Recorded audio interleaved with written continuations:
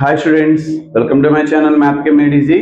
మన ఛానల్లో 10th class students కి సంబంధించి ఇంపార్టెంట్ 1 మార్క్స్ క్వశ్చన్స్ అయితే గనక మోడల్ పేపర్ వైజ్ గా అయితే మనం చెప్తున్నాం కదా. ఆ మోడల్ పేపర్స్ లో ఇప్పుడైతే మనం 7th మోడల్ పేపర్ కి వచ్చాం.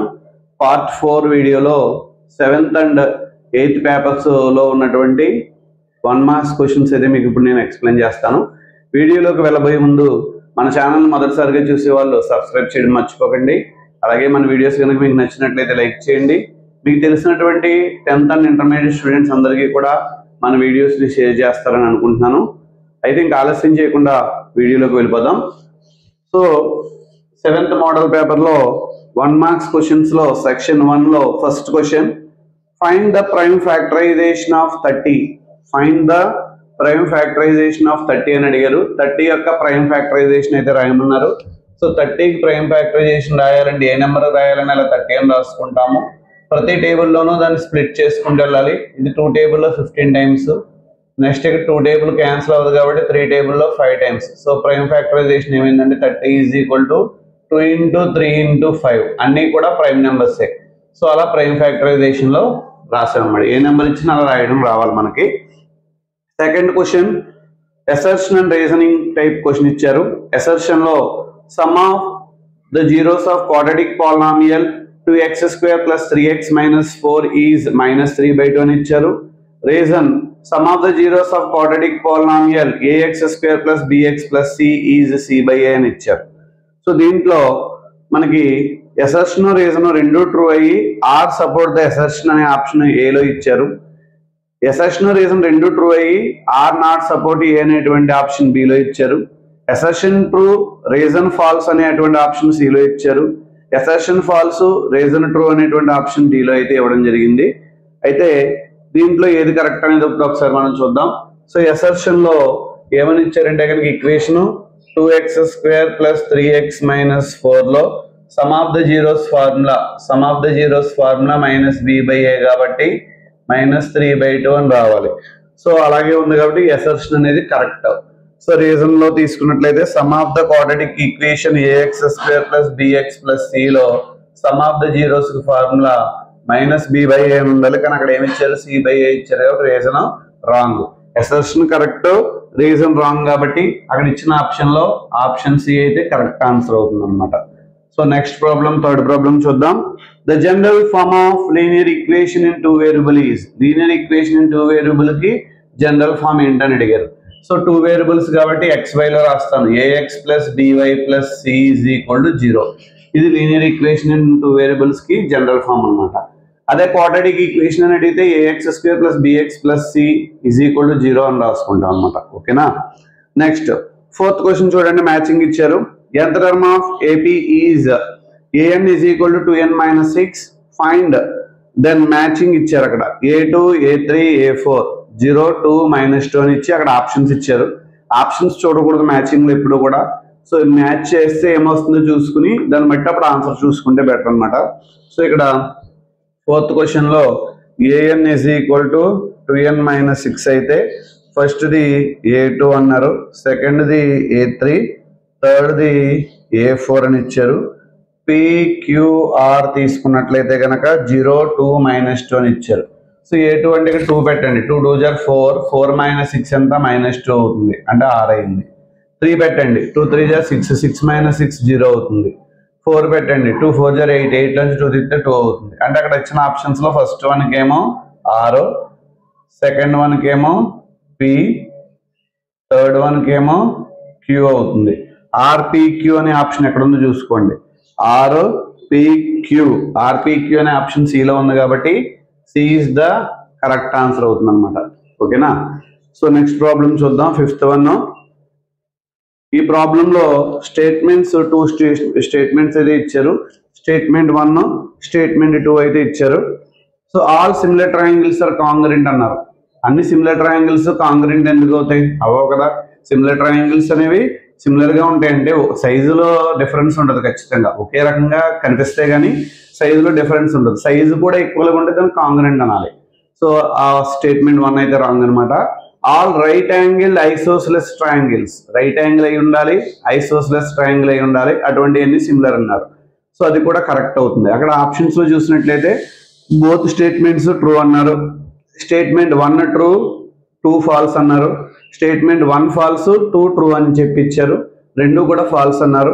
సో అయితే ఇక్కడ మనం తీసుకుంటే కనుక అన్ని సిమిలర్ ట్రయాంగిల్స్ కాంగ్రెంట్ అయితే అవ్వవు, అంటే ఫస్ట్ ఇది false. Second one all isosceles triangles are similar, అది కరెక్టే. అంటే ఇక్కడ రైట్ యాంగిల్ ఉంటుంది, ఐసోసిలస్ అంటే కనుక 2 సైడ్లు సమానం అవుతాయి. అలాగే ఇక్కడ రైట్ యాంగిల్ ఉంటుంది, ఇక్కడ 2 సైడ్స్ ఈక్వల్గా ఉంటాయి. అంటే ఇది ఇక్కడ ఏదో ఎక్స్ వై అనుకున్నాం, ఇది PQ అనుకున్నాం, x/p = y/q అవుతుంది డెఫినెట్గా. సో మధ్యలో రైట్ యాంగిల్ సమానంగా ఉంది కాబట్టి 90 degrees కాబట్టి మన SAS సిమిలారిటీ రూల్ ప్రకారం 2 ట్రయాంగిల్స్ సిమిలర్ అవుతాయి. సో ఇక్కడ ఈ స్టేట్మెంట్ 2 అనేది ట్రూ అవుతుంది అనమాట. ఫస్ట్ ఇది ఫాల్స్, సెకండ్ ఇది ట్రూ అవుతుంది. అంటే ఆప్షన్ సి అయితే కనుక కరెక్ట్ ఆన్సర్ అనమాట. 6th క్వశ్చన్ చూద్దాం. A person is standing 20 meters away from the base of a building observes that the angle of elevation of the top of the building is 45 degrees, then the height of the building is అని అడిగారు. So ఇక్కడ 45 degrees ఇచ్చినప్పుడు ఎప్పుడు కూడా opposite side adjacent side 2 equal అవుతాయి. So ఇది building కి height ఎంత అని అడిగారు. హైట్ అంటే h question mark ABC. Observer ఇక్కడ ఉన్నారు. సో ఎంత యాంగిల్ తో చూస్తున్నారు అబ్జర్వర్? 45 degrees యాంగిల్ తో చూస్తున్నారు. సో బిల్డింగ్ నుంచి ఎంత దూరంలో ఉన్నాం మనం? ఇక్కడ 20 meters దూరంలో ఉన్నాం. అంటే tan అప్లై చేస్తాం. tan C = opposite side by adjacent side. అంటే tan 45 degrees = ఆపోజిట్ సైడ్ అంటే ఎవరు? AB/BC. tan 45 అంటే 1 AB అంటే h/20. therefore h = 20 × 1 20 కాబట్టి సో బిల్డింగ్ హైట్ ఎంత అవుతుందంటే 20 meters. మీరు బాగా గుర్తుపెట్టుకోండి, 45 degrees ఇచ్చినప్పుడు opposite side adjacent side 2 equal అవుతాయి అన్నమాట. Next question 7th one. How many tangents can a circle have? Circle కి ఎన్ని టాంజెంట్స్ ఉంటాయి అని అడిగారు. Circle have so many tangents. Circle కి సో మెనీ టాంజెంట్స్ ఉంటాయి. టాంజెంట్ అంటే ఏంటి? ఏదో ఒక పాయింట్ నుంచి పాస్ అయ్యేటువంటి సర్కిల్ ని ఒక పాయింట్ నుంచి టచ్ చేసుకుంటూ వెళ్ళే లైన్ టాంజెంట్ అంటాం. కాబట్టి ఇలా మనకు నచ్చినట్టుగా ఎన్నైనా గీసుకోవచ్చు. సో ఎన్ని ఉంటాయో కౌంట్ చేయడం కష్టం మనం చెప్పడం. అంటే సర్కిల్ కి మీద ఎన్నైతే పాయింట్స్ ఉంటాయి కౌంట్ చేయగలమా? కౌంట్ చేయలేం కాబట్టి సో మెనీ టాంజెంట్స్ అయితే ఉంటాయి. Next question 8th one. Draw a rough figure of cylinder with height h and base radius r centimetre. ఒక సిలిండర్ డయాగ్రామ్ అయితే డ్రా చేయమన్నారు. సో హైట్ ఏమో h ఉంటుందంట, బేస్ రేడియస్ ఏమో r ఉంటుంది అన్నారు. సో ఇది బేస్ రేడియస్ r, ఇది h. సో ఇలా మనం రఫ్ డయాగ్రామ్ వేస్తే 1 మార్క్ వస్తుంది. 9th question. P of E = 0.05 అయితే what is the probability of not E అని ఇచ్చారు. సో ముందు P of E రాస్తాను. P of E = 0.05 అని ఇచ్చారు. P of not E plus P of E = 1 కాబట్టి P of not E plus 0.05 = 1 కాబట్టి P of not E = 1 minus 0.05 minus చేస్తే 0.95 వస్తుంది అనమాట. ఓకేనా? సో నెక్స్ట్ ప్రాబ్లం చూద్దాం. 10th one. Write a quadratic polynomial having constant 2026. Constant 2026 ఉన్నటువంటి ఒక quadratic polynomial అయితే రాయమన్నారు. సో కాన్స్టెంట్ డెఫినెట్ గా 2026 అనేది పెట్టాలి. సో క్వాడ్రాటిక్ పాలినామియల్ కాబట్టి ఖచ్చితంగా హైయెస్ట్ పవర్ ఎంత ఉండాలంటే కనుక 2 ఉండాలి. సో అది ట్రైనామియల్ అని అనలేదు కాబట్టి సో 2 టర్మ్స్ రాసిన ఇబ్బంది ఏం లేదు. అంటే ఫర్ ఎగ్జాంపుల్ 3x² + 7x + 2026 మళ్ళీ మైనస్ అని పెడితే కాన్స్టెంట్ తేడా వచ్చేస్తుంది. సో ఇలా కాకుండా ఇది 15x² + 2026 అని కూడా రాయొచ్చు. ఎందుకంటే ఇది ట్రైనామియల్ లో ఇస్తే కనుక, ఇది ట్రైనామియల్ అయితే ఇది రాస్తాము. మనకి క్వాడ్రాటిక్ అని ఇచ్చారు కాబట్టి హైయెస్ట్ పవర్ 2 ఉండాలి. అలాగే ఇక్కడ term with respect to terms count చేస్తే కనుక ఇది ట్రైనామియల్, ఇదేమో బైనామియల్ అనమాట. చాలా రాసిన ఇబ్బంది ఏం లేదు. సో మాక్సిమం 5 రాస్తే ప్రాబ్లం ఉండదు. సో ఇఫ్ 4 cot A = 3 అయితే tan A = అని ఆప్షన్స్ ఇచ్చారు. 3/5, 4/5, 4/3, 3/4 అని ఇచ్చారు. సో అక్కడ ఆప్షన్స్ చూద్దాం. ఫస్ట్ వన్ 3 cot A = 3 ఇచ్చారు. cot A 3/4 అవుతుంది. cot ని రివర్స్ చేస్తే tan వస్తుంది. tan A = ఎంత అవుతుందండి? 4/3. అక్కడ ఇచ్చిన ఆప్షన్ లో ఆప్షన్ సి అయితే కనుక కరెక్ట్ ఆన్సర్. 12th క్వశ్చన్ చూద్దాం. x is equal to 1 by x, then the roots are, అప్పుడు వచ్చే రూట్స్ ఏమవుతాయి? Option A 1, option B -1, option C a, b, option D 0, 2 అని ఇచ్చారు. So x is equal to 1 by x అంటే కనుక x into x ఎంత అవుతుంది? x square is equal to 1 అవుతుంది. స్క్వేర్ వెళ్తే ప్లస్ ఆర్ మైనస్ √1 అవుతుంది. అంటే x is equal to +1 -1 అంటే బోత్ ఏ అండ్ బి అనే ఆప్షన్ కరెక్ట్ అనమాట. అంటే ఏ అండ్ బి అనే ఆప్షన్ ఎక్కడ ఇచ్చారు? ఆప్షన్ సి లో ఇచ్చారు కాబట్టి option C is the correct answer. Next మనం నెక్స్ట్ మోడల్ పేపర్ లోకి వెళ్దాం. మోడల్ పేపర్ 7 కంప్లీట్ చేసాం. మోడల్ పేపర్ 8 లోకి అయితే వెళ్దాం. మోడల్ పేపర్ 8 లో ఫస్ట్ క్వశ్చన్ చూద్దాం. Find the LCM of 6 and 20 by prime factorisation method అని ఇచ్చారు.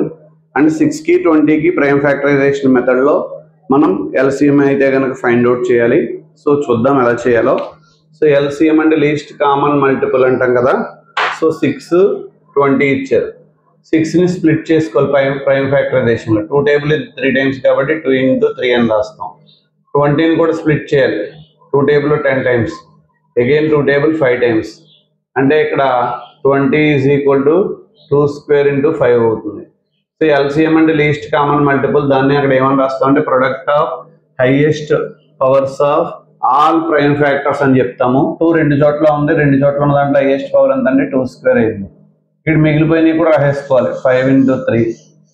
సో 4 5s are 20, 20 into 3 ఎంత అవుతుందంటే 60 అవుతుంది. ఓకేనా? సో ఇలా మనం LCM అయితే ఫైండ్ అవుట్ చేసుకుంటాం. దీన్ని ఇంకొక మెథడ్ లో కూడా 6, 20 అని ఎలా రాసుకుని 2 టేబుల్ ఇది 3 టైమ్స్, ఇది 10 టైమ్స్, ఇంకా వేరే ఇంక టేబుల్ ఏం క్యాన్సిల్ అవ్వదు. 3 టేబుల్ 1 టైమ్, 10 టైమ్, మళ్ళీ అగైన్ 10 టేబుల్ ఎలా రాసుకుంటే అప్పుడు కూడా 2 3 6, 6 into 10 60 అవుతుంది. ఓకేనా? అలా చెక్ చేసుకుంటే better. Second question, the cost of 2 pens and 5 pencils is 20. Express the data as linear equation. Linear equation గా రాయమన్నారు. పెన్ కాస్ట్ ఎంత ఇవ్వలేదు ఇక్కడ మనకి. సో పెన్ కాస్ట్ ని x అనుకుంటాము, పెన్సిల్ కాస్ట్ ని ఏమో y అనుకుంటాము. సో ఇక్కడ cost of pen is equal x అనుకుంటాం. కాస్ట్ ఆఫ్ పెన్సిల్ కాస్ట్ ని y అనుకుంటాము. సో 2 pens అంటే 2x, 5 pencils అంటే 5 into y, ఓవరాల్ గా 20 రూపీస్ కి ఈక్వల్ కాబట్టి సో అలా లీనియర్ ఈక్వేషన్ 2 వేరియబుల్స్ గా రాసాం. నెక్స్ట్ ప్రాబ్లం చూద్దాం. స్టేట్మెంట్స్ ఇచ్చారు. Statement 1, statement 2. maximum number of zeros of cubic polynomial is 3. అంతే కదండి. సో హైయెస్ట్ పవర్ 3 గా ఉన్న క్యూబిక్ పాలినామియల్ కి మాక్సిమం జీరోస్ 3 ఉంటాయి. అదే క్వాడ్రాటిక్ పాలినామియల్ అయితే మాక్సిమం జీరోస్ 2 ఉంటాయి. అదే లీనియర్ పాలినామియల్ అయితే కనుక దానికి హైయెస్ట్ పవర్ 1 కాబట్టి 1 0 ఉంటుంది. Zero of linear polynomial x - 3 is -3 అని ఇచ్చారు. సో x - 3 జీరోకి ఈక్వల్ చేస్తే x ఈక్వల్ టు 3 అవ్వాలంటే ఆప్షన్స్ 2 అనేది రాంగ్ అయింది. 1 బోత్ స్టేట్మెంట్స్ ఆర్ ట్రూ అని ఇచ్చారు ఆప్షన్ ఏలో. బిలోనేమో second statement false, first statement true అన్నారు. సిలో first statement false, second true అన్నారు. డి అనే ఆప్షన్ లో బోత్ రెండు కూడా ఫాల్స్ అని ఇచ్చారు. సో ఇక్కడ ఫస్ట్ ఆప్షన్ అయితే కనుక క్యూబిక్ పాలినామియల్ కి హైయెస్ట్ జీరోస్ ఎన్ని ఉంటాయి? మాక్సిమం జీరోస్ ఖచ్చితంగా 3 ఉంటాయి. సో ఇదైతే ట్రూ అనమాట. సో సెకండ్ స్టేట్మెంట్ లో x - 3 కి 0 వాల్యూ కనుక్కోవాలి. దీనికి 0కి ఈక్వల్ చేస్తే x = 3 అవ్వాలి, కానీ అక్కడ -3 అని ఇచ్చారు. సో ఇది false. First true, second false అనమాట. అంటే అక్కడ ఇచ్చిన స్టేట్మెంట్ ప్రకారం option B is the correct answer అవుతుంది అనమాట. నెక్స్ట్ ఫోర్త్ ప్రాబ్లం చూద్దాం. Assertion and reasoning type question ఇచ్చారు. The quadratic equation x² + 3x - 1 = 0 has 2 distinct real roots ఉంటాయని చెప్పారు. డిస్టింక్ట్ గా ఉండాలి, రియల్ రూట్స్ అయి ఉండాలి. సో నెక్స్ట్ రీజన్ లో roots of ax² + bx + c = 0 కి డిస్టింక్ట్ రూట్స్ ఎప్పుడు ఉంటాయంటే b² - 4ac > 0 అని ఇచ్చారనమాట. సో సెకండ్ రీజన్ అయితే కరెక్టే, కానీ అది ఎంతవరకు ఏని సపోర్ట్ చేస్తుంది అనేది మనం చూడాలి. సో ఏ ట్రూ అవుతుంది, ఆర్ సపోర్ట్ చేస్తుందని ఫస్ట్ ఆప్షన్ ఇచ్చాం. ఏ ట్రూ అవుతుంది, ఆర్ సపోర్ట్ చేయదని సెకండ్ ఆప్షన్ ఇచ్చారు. ఏ ట్రూ, ఆర్ ఫాల్స్ అని ఇచ్చారు. ఫోర్త్ ఆప్షన్ లో అయితే ఏ ఫాల్స్, ఆర్ ట్రూ అని ఇచ్చారు. సో ఏది కరెక్ట్ అవుతుందని చూద్దాం. ఫోర్త్ వన్ లో ఇక్కడ x² + 3x - 1 = 0 కాబట్టి a value 1, b value 3, c value -1. b² - 4ac calculate చేస్తే 3² - 4 × 1 × -1. 9 + 4 అంటే 13 <0 కాబట్టి roots are real and distinct అని చెప్తాము. సో ఇక్కడ అసర్షన్ అయితే కనుక ట్రూ అయింది. అలాగే ఇచ్చిన రీజన్ కూడా ప్రూవ్ అవుతుంది. అలాగే ఆర్ సపోర్ట్ ఏ అని రాసుకోవచ్చు ఖచ్చితంగా. సో అందుకు కాబట్టి ఆప్షన్ ఏ అనేది కరెక్ట్ ఆన్సర్ అవుతుంది అనమాట. సో నెక్స్ట్ 5th వన్ చూద్దాం. 5th వన్ మ్యాచింగ్ ఇచ్చారు. tan θ cot θ cosecant θ అని ఇచ్చారు. ఇటువైపున cos θ by sin θ, cos θ by sin θ అంటే ఆబ్వియస్ గా cot θ అవుతుంది. అలాగే √1 ప్లస్ cot స్క్వేర్ θ అని ఇచ్చారు, అంటే అది cosecant θ అవుతుంది. అలాగే √secant స్క్వేర్ θ మైనస్ 1 అని ఇచ్చారు, అంటే అది ఏమవుతుంది tan θ అవుతుంది. అంటే ఇక్కడ 5th వన్ లో tan θ అని ఏమని రాసుకోవచ్చు అంటే కనుక tan θ అని ఏమని రాసుకోవచ్చు, tan θ అంటే కనుక జనరల్ గా ఇక్కడ ఉన్న రిలేషన్ చూద్దాం. secant square θ minus tan square θ 1 కాబట్టి ఇది అటు అది ఇటు తీసుకొచ్చేస్తే కనుక tan square θ is equal to secant square θ minus 1, అంటే tan θ is equal to √secant square θ minus 1 అనమాట. అంటే ఫస్ట్ దానికి ఆప్షన్ ఏమవుతుందంటే 3rd వన్ మ్యాచ్ అవుతుంది అనమాట. 2nd వన్ లో cot θ అన్నాడు, cot θ అని ఏమని రాయొచ్చు cos θ బై sin θ, అంటే ఫస్ట్ ఆప్షన్ అవుతుంది. cosecant θ అన్నాడు, cosecant square θ minus cot square θ 1 కాబట్టి cosecant square θ is equal to 1 plus cot square θ. cosecant θ is equal to √1 plus cot square θ. ఇది ఆప్షన్ 2 అయింది.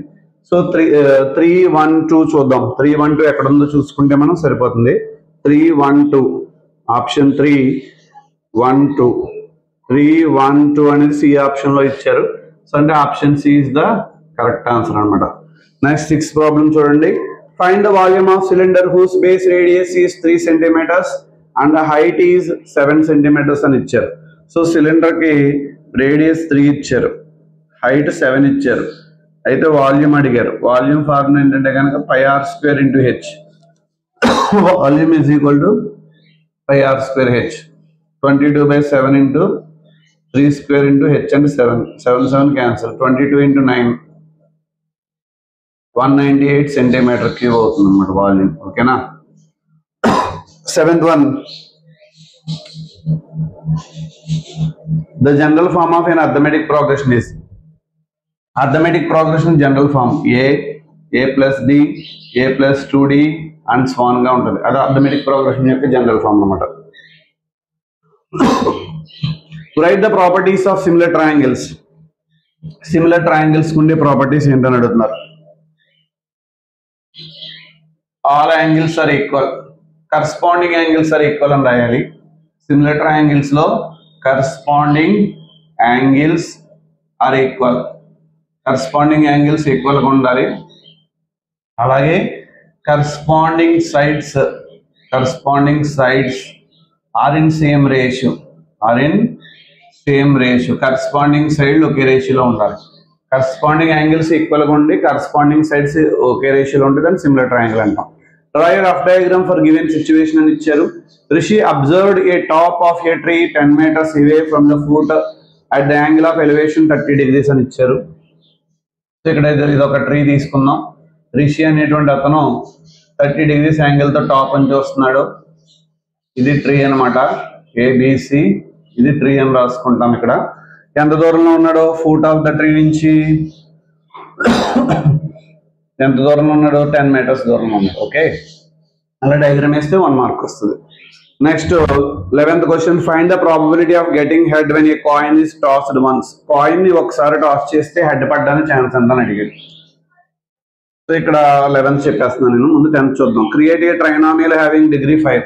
డిగ్రీ 5 ఉన్నటువంటి ట్రైనామియల్ ని కనుక్కోమన్నారు. డిగ్రీ 5 ఉండాలంట. ఏదో 13x⁵ minus 3x⁴ plus 6x² అని రాసింది.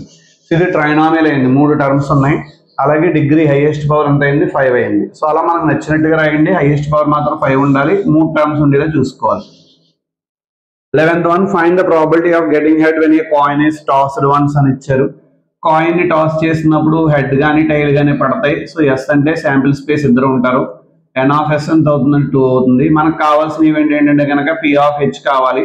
అంటే ఇక్కడ హెడ్స్ ఎన్ని ఉన్నాయి, 1 ఉన్నాయి కాబట్టి నెంబర్ ఆఫ్ హెడ్స్ 1 అని రాసుకుంటాము. p(h) is equal to formula n(h) by n(s) అని రాస్తాము. అంటే ప్రాబబిలిటీ 1/2 అయితే అవుతుంది. నెక్స్ట్ 12th క్వశ్చన్ చూడండి. From A point Q the length of the tangent of a circle is 21 centimeters and the distance q from the center is 25 centimeters. Find the radius of the circle అని ఇచ్చి options ఇచ్చారు 7, 12, 15, 24.5 అని ఇచ్చారు. So ఇక్కడ radius అయితే మనం ఇప్పుడు find out చేయాలి. ఇక్కడ 90 degrees ఉంటుంది. రేడియస్ తెలియదు మనకి. ఇదేదో ఏ అనుకుందాం, ఇది పి, ఇది ఓ అనుకుందాం సెంటర్ని. సో ఇక్కడ సెంటర్ నుంచి ఎంత దూరం ఉందన్నారు, ఇక్కడ 25 సెంటీమీటర్స్ అంట. సో టాంజెంట్ లెంత్ ఎంత 24 అంట.